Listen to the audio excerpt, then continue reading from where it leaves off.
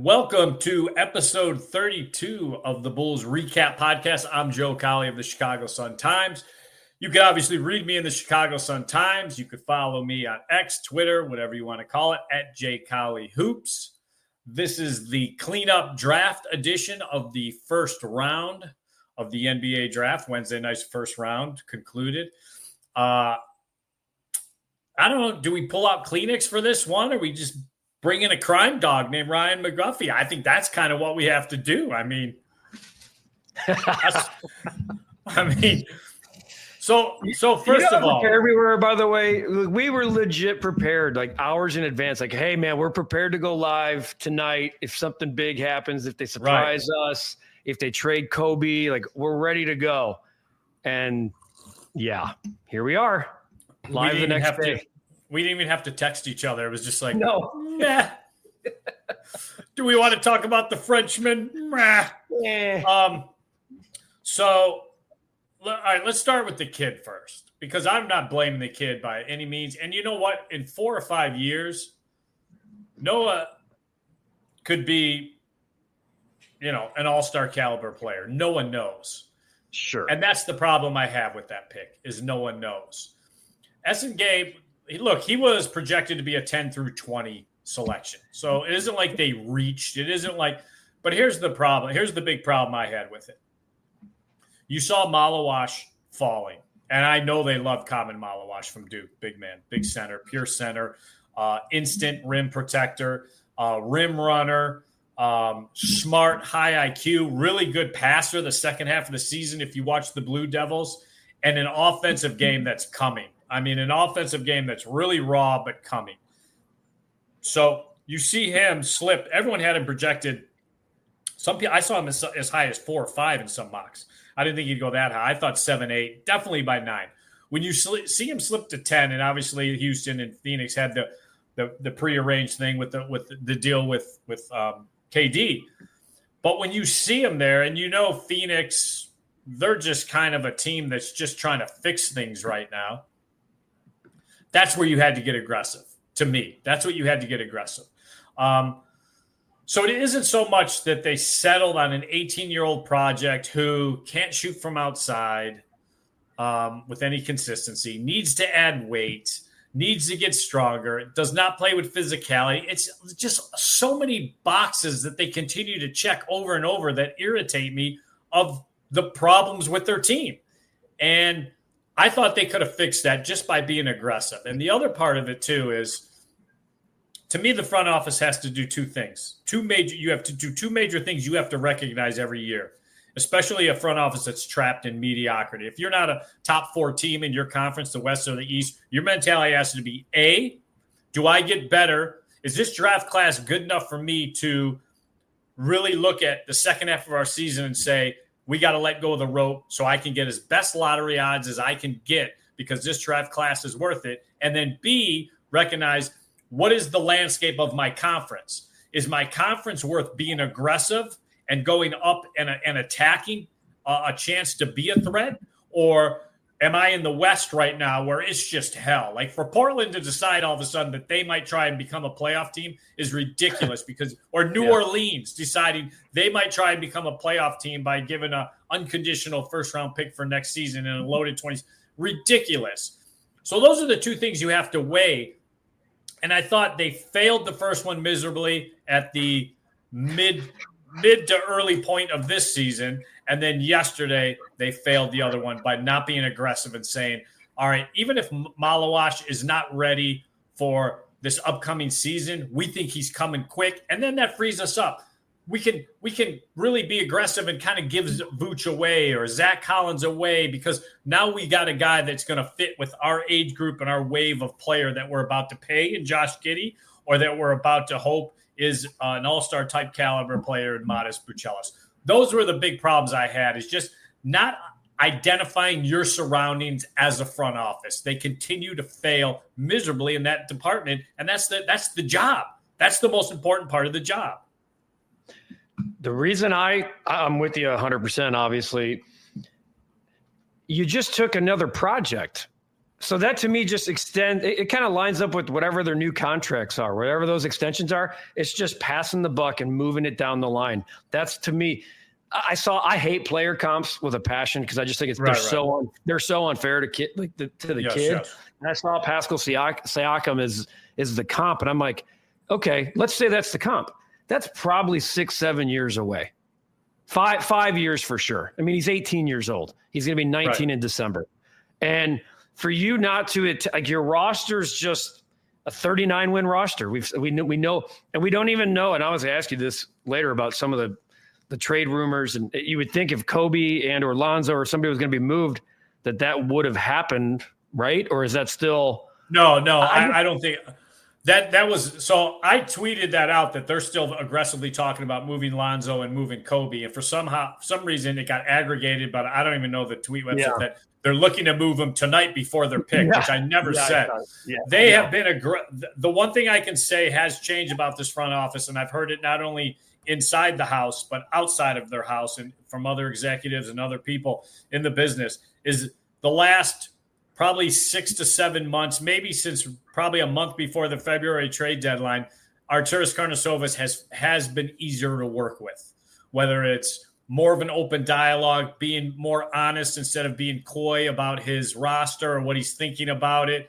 So more willing to part with his pieces instead of, overvaluing them and refusing to let them go.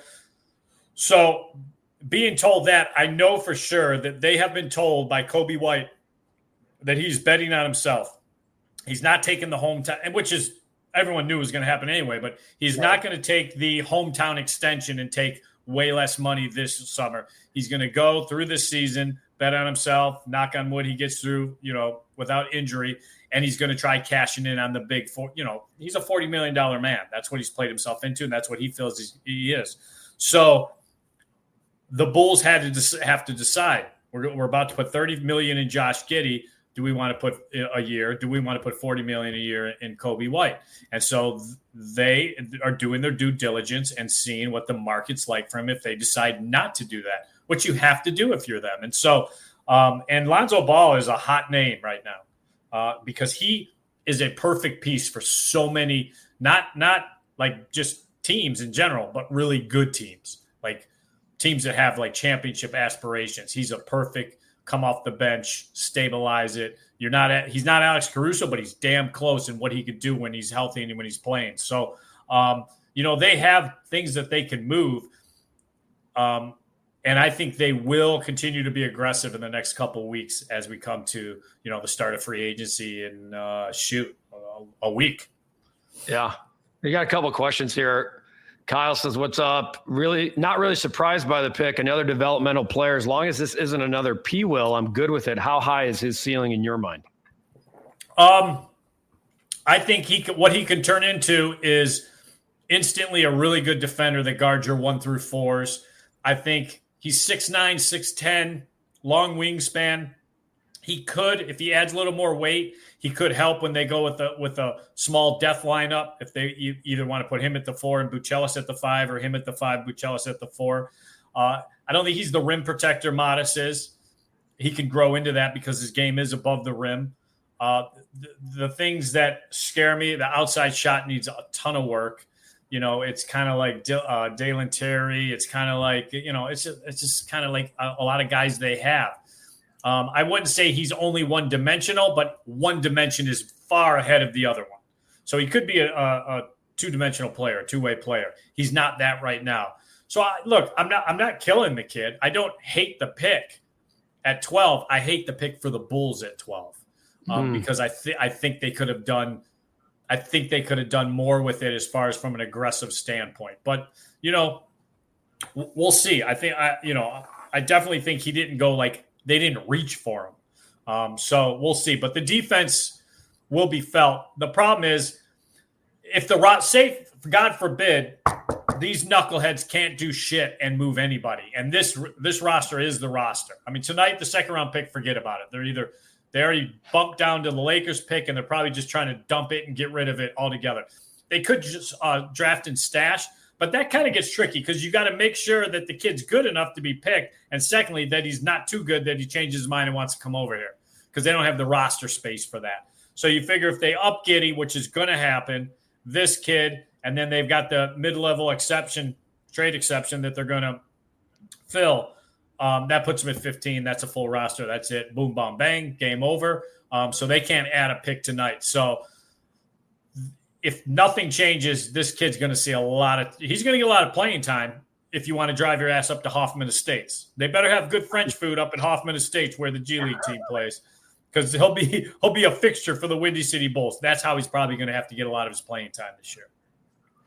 So there's been the reaction you would expect. Cap was fired up about the Bulls selling their pick tonight, 45 to move to 55, and just for cash. I mean, I don't know what you're getting. I don't.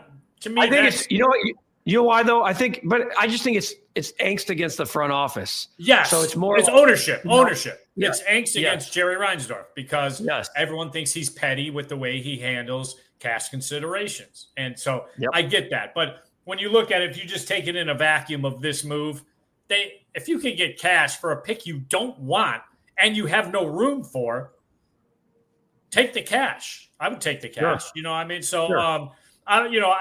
Again, that's just because the fingerprints of Jerry Reinsdorf are on so many cash back considerations that people can't help. But as soon as they read that in Bulls White Sox, they get pissed.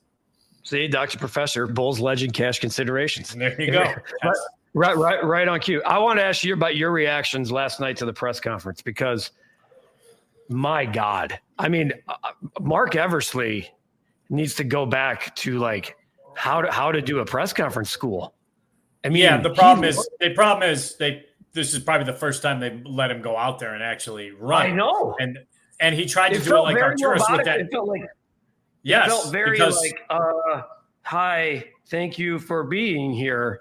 Right, because they do that stupid ass script that they both read off of to start it. Literally how do you do that?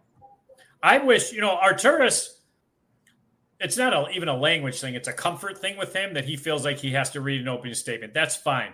Mark Eversley, I think, was doing it because that's how Arturis does it.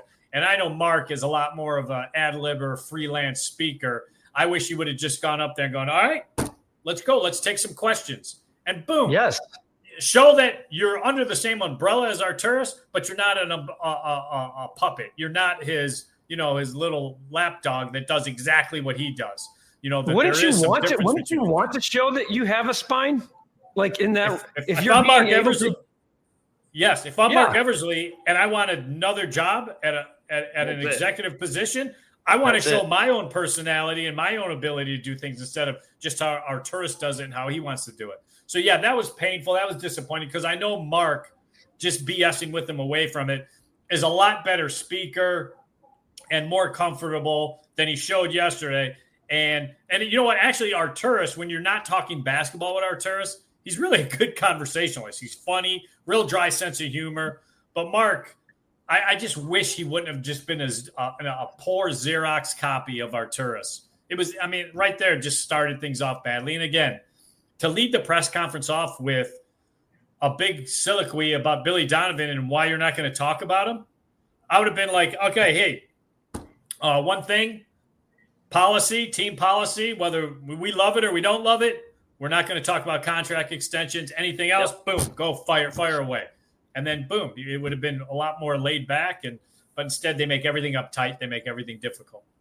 Yeah, which is why they keep getting the noise. Shad says they sold themselves on a combination of modest Patrick Noah and Phillips as their version of Pacers OKC wing options. The part that lowers the floor and ceiling is lack of confidence in point guard long term.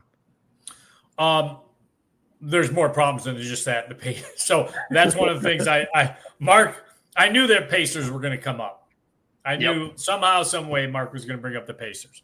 So, and the way he phrased it, he said, look, just watching the finals with the Pacers and, the high pace and blah, blah, blah. And, you can't hunt their guys out.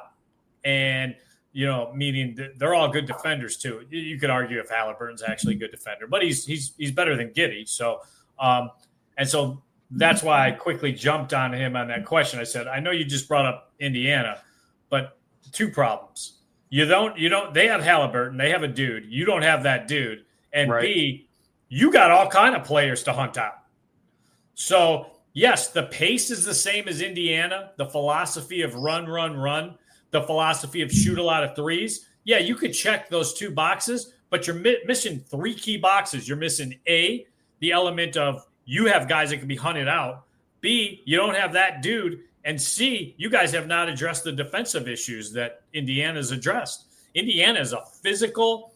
I have not seen, and obviously the 2 teams got very familiar with them, but I have not seen a team this entire season play OKC with that type of physicality.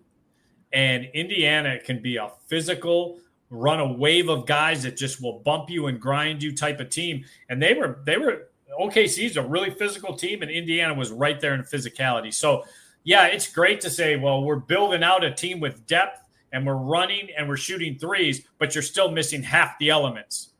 So that's what I had a problem with, and I asked him about it and called him on it. And you know, he didn't really give an answer, but what's he supposed to say? You mentioned earlier about the East, and like this is why you're frustrated with the Bulls, because their lack of aggressiveness. With the injuries in the East, okay, Boston's taking a big step back. Indiana's taking a big step back. Lillard's banged up for the Bucks. I mean, Orlando made a trade as if they're going for it in the East. Huge trade. So you right now, like if I'm looking at the East right now, are we giving Cleveland de facto number 1? I'll even go further than the things you mentioned. I'm saying Cleveland, all they've proven is they're a great regular season regular season team with a fraud coach. I've never liked Atkinson. I always thought he was a fraud. I thought he's an operator. He's Jim Boylan if Jim Boylan actually knew X's and O's. That's all Atkinson is. That's why I said if I was Cleveland, I would fire Atkinson, pay him, and hire Tibbs with that team that's there without question. I mean, New York, if you look, there's the Knicks. Are the Knicks going to? They don't even have a coach. Their ownership's going to ruin everything that they have, any momentum. Right. It's like, I mean, Boston will still be good, but they're going to be probably more on the 40-win side. Yes. Detroit probably takes a big step. Detroit and Orlando are going to take the big steps, and Philadelphia if everyone's healthy. Yes. Yep. Think about that. And that's what should piss Bulls fans off about is exactly what you said at the top here. You have a shot here to kind of even fool yourselves into being like a 7 or because the East is so wide open. And that's if their roster, by the way, that's what the current roster. We'll yet to see what's going to happen. If you're going to be in the middle, you might as well be a playoff team. The East, outside of those couple of teams we mentioned, no idea. You can guarantee there's nothing you can say that guarantees any of those teams are 45 or more wins outside of Cleveland, probably Detroit, probably Orlando, and Philadelphia. And Philadelphia. And even to me, the bigger kick in the groin is if it didn't work for the Bulls this season, they're all 1-year deals. They're about to lose a bunch of guys anyway. So why not be aggressive for this one season? If it works, you can pick and choose which guys you want to retain and say, this guy was important in us becoming a 4 seed. This guy was important in us becoming. This guy wasn't. We could lose him. And now we have a bunch of cap money to spend to go fill in the pieces. But you would have known more about what you are. You don't just running on this treadmill of mediocrity. What's going to get answered this year? If something does get answered, Kobe's 28 a game now. Oh, well, what got answered? Nothing. We got to pay him $40 million. That's the answer. After you've already paid Josh Giddey, you've already upped the front office. Billy Donovan, I have not been told officially it's done, but it feels like it's been done already. His contract extension, the way they were talking yesterday, and just some of the whispers I've heard, it's pretty much done. So he's extended. So you have all these things in place. Why not be aggressive and flex the arms for 1 year to see kind of what you are, build some hope with the fan base. You're so worried about getting these young guys to play in big games. You would have been playing some big-ass games if you were a little more aggressive. And then you got all these guys that are 1-year contracts. You could have just been like, okay, we like what Collins did. We don't like what this guy did. You kind of pick and choose. But I don't know. I'm just an idiot writer. What do I know?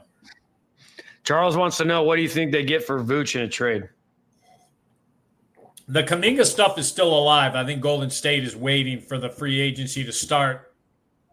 And then, first of all, it shouldn't even be called free agency anymore. It should be called sign and trade because that's really what it's going to become now. Yeah. The apron has killed the free agency that you and I grew up with, where you'd be excited about, hey, these guys are all free agents, and that doesn't happen anymore. So the Kuminga thing, I think, is still alive and well. I don't think they've completely cut off those talks.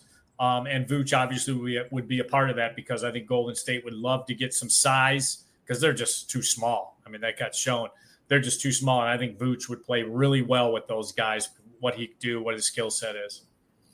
I love this. I love this from Eli. He lives in Jerusalem and wants to know if they'll trade Kobe, Vooch, and Ball, and is it worth it for him to even watch the Bulls this season in Jerusalem? I think at least one of those guys is getting traded, and yes, it's worth for you to watch the Bulls this season because of Modest Buchelis. All right. It's a cookie. There's a carrot. Yeah. Lip Ripper says, see if the Pacers want Kobe to free up some money. Pacers got their own issues. They got some big decisions to make on their own with their roster. So adding Kobe on an expiring contract just to fill in for Halliburton, I don't know if they would do that for just a year because Halliburton's coming back. And then, what did you give up to get Kobe? I understand how you're thinking, but it really doesn't make sense for Indiana to do. Justin says, just tuned in. Do you think in 2 or 3 years, Modest and Noah could be a great combo? I don't like the pick trade thing either. I think he's talking about the second-round pick trade. Yeah, I think Buchelis can teeter with not because he won't get the votes, but I think Buchelis can teeter with all-star game possibilities this year and next year at the latest. Ooh. I think there's going to be a Buchelis bust out that will have the city very excited and captivated. No injuries. Give me no injuries. Give me a slash line. What's that look like? I think for him it will look like I'm going to say he jumps up to 21, 9, and 1.9 blocks per game. I mean that's a major leap. That's a big jump. All right. Well, that should get people then to your point to our guy Eli in Jerusalem. If that's the kind of year you're getting from Modest, sign me up for that. A couple more here. Mike says, I like the pick over Queen. If you're just comparing it one guy for one guy, okay. But there's right. So like everyone's like, well, we're going to look at this draft in a couple of years, and that's going to haunt us that New Orleans swept in. That's not how it works because New Orleans doesn't play with the pace that the Bulls play. So there's a Queen's going to have a better year than Noah Essengate this year. He just is. But they play slower. They play totally different style of basketball than the Bulls are playing. Who knows what Zion are you getting? If you're getting a Zion who's committed, if Zion is committed and healthy, he's a top 10 player in the league. He does what only probably 8 or 9 other guys in the entire league can do better than him. Period. If they have that, then Derek Queen's freed up a lot and he could slowly develop because I think on paper they could actually be a pretty solid team, even in the West. So it's unfair to compare him because Derek Queen couldn't do for the Bulls what he can do for New Orleans. You mentioned this before. Yes, like earlier. Absolutely. Yeah.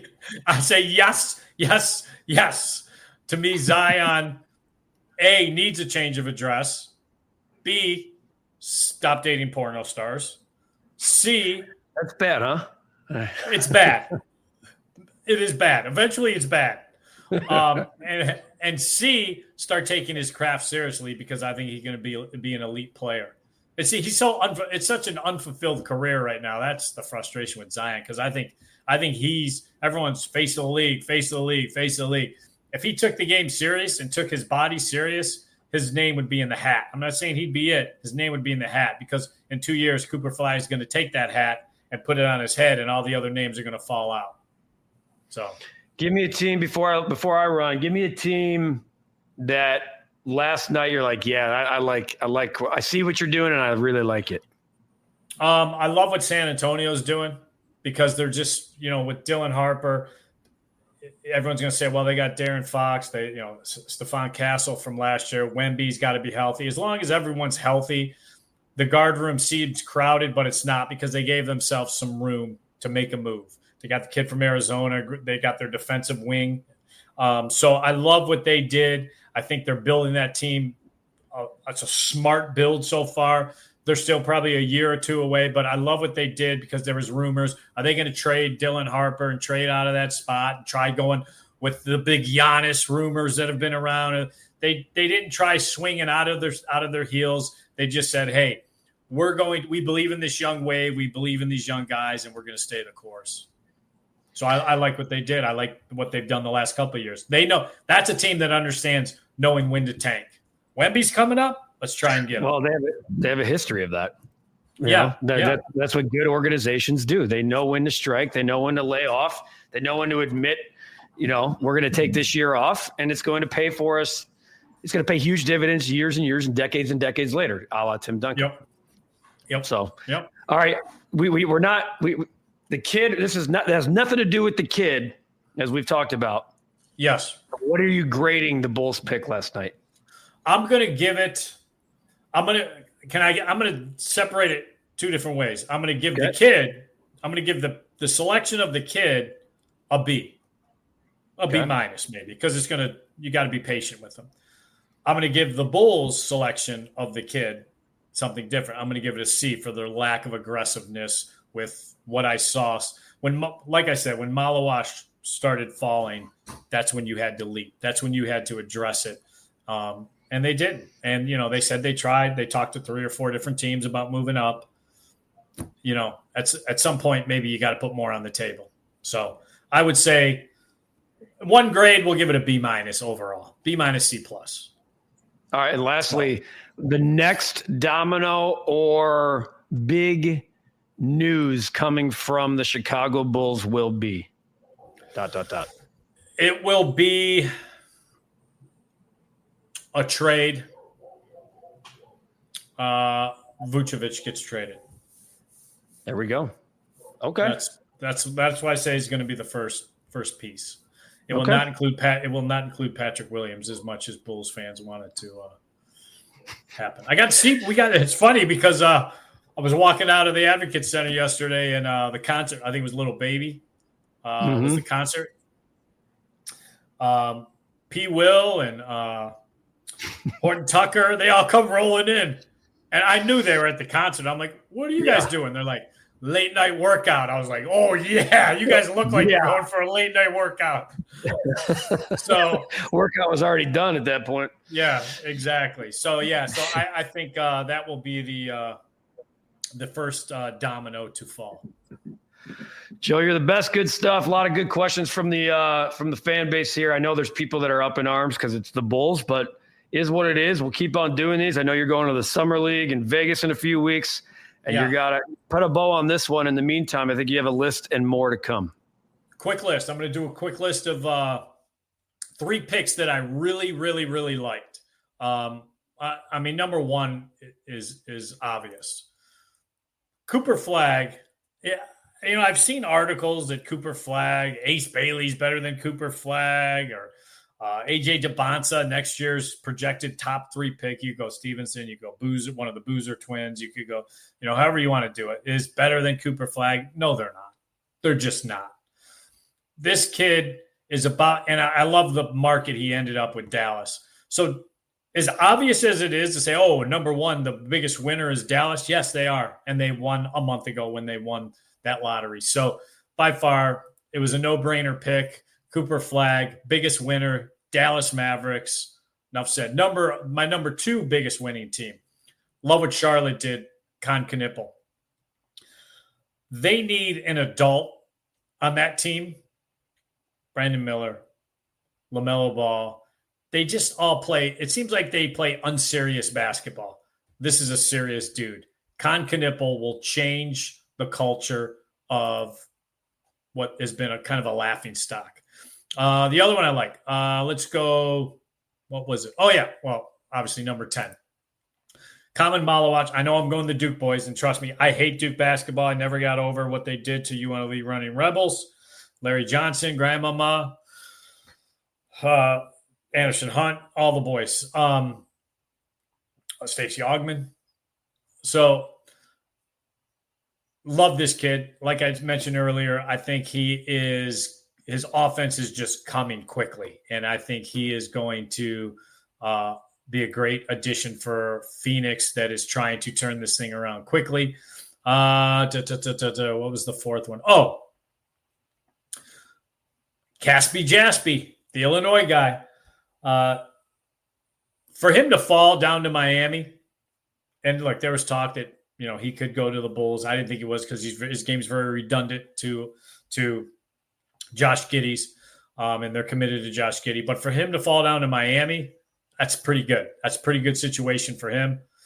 And then the last one, Asa Newell, to fall down to 23 to get a guy who's a rim runner, a shot blocker, a antagonist, plays with a joy. He reminds me of Joakim Noah because he just plays with a love and a joy for the game.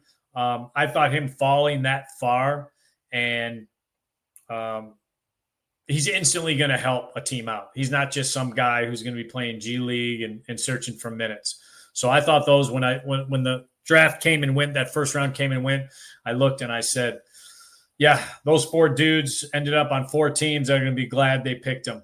So, but obviously the night it's all Cooper Flag. I think he's going to be phenomenal. I think the league is about to have a takeover when it needs it most, and it's going to start Cooper Flag. So that's it for me this week. Until next week, I got next.